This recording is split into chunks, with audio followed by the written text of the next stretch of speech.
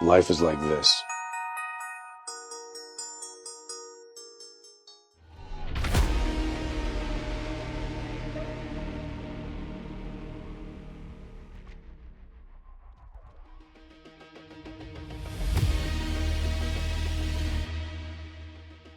Imagine-toi dans 10 ans, face à ton reflet. Deux versions de toi existent, l'un a réussi, l'autre a échoué. Et ce que tu dois faire maintenant, c'est de décider lequel tu deviendras. Il est temps pour toi d'avoir le déclic. Pose-toi cette question. Qui seras-tu dans 10 ans? Un gagnant ou une personne remplie de regrets?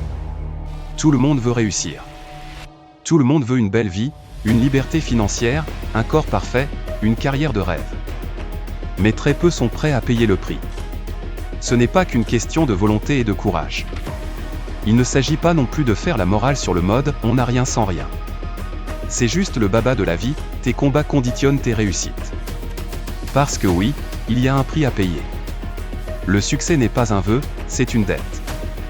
Une dette que tu dois rembourser avec discipline, souffrance, sacrifice et persévérance. Et le plus dur, ce n'est pas de commencer. C'est de continuer quand tout devient difficile.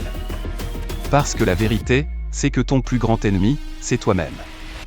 Regarde Cristiano Ronaldo. Aujourd'hui, c'est une légende vivante. Multimillionnaire. Mais tu sais ce que les gens oublient? Son passé. Avant d'être un monstre de travail, Cristiano Ronaldo était un gamin pauvre. Il vivait sur une petite île, à Madère, dans un foyer modeste. Sa famille n'avait pas d'argent. Il dormait dans une chambre qu'il partageait avec ses frères et sœurs. Il n'avait pas de chaussures de foot de qualité. Mais il avait quelque chose que les autres n'avaient pas, une détermination inhumaine. Pendant que les autres enfants jouaient, lui s'entraînait. Pendant que les autres dormaient, lui courait.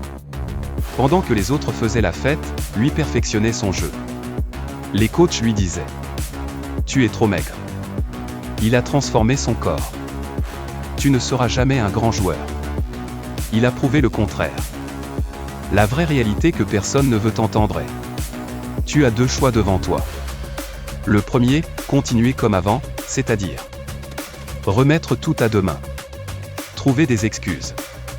Espérer que, par magie, ta vie change. Regarder les autres réussir pendant que toi, tu stagnes. Ou le deuxième, passer à l'action, c'est-à-dire arrêter d'attendre le bon moment et commencer maintenant. Accepter que ce sera difficile, mais d'avancer quand même. Abandonner les excuses et faire ce qu'il faut, tous les jours. Rester concentré même quand personne ne te soutient. La vie est simple, soit tu choisis d'agir, soit tu acceptes de rester là où tu es. Si tu penses que tu as le droit de faire une pause à un moment donné, j'ai bien peur que tu n'aies pas pigé le truc. La seule vraie question que tu dois te poser c'est: à quel point le veux-tu? Si tu es prêt à tout donner, dis-moi en commentaire, oui, je le veux. Et je te donnerai les lois disciplinaires infaillibles, prouvées scientifiquement, qui te garantiront la réussite. N'oublie pas que tu as encore le temps de te rattraper, alors décide-toi maintenant ou continue à rêver.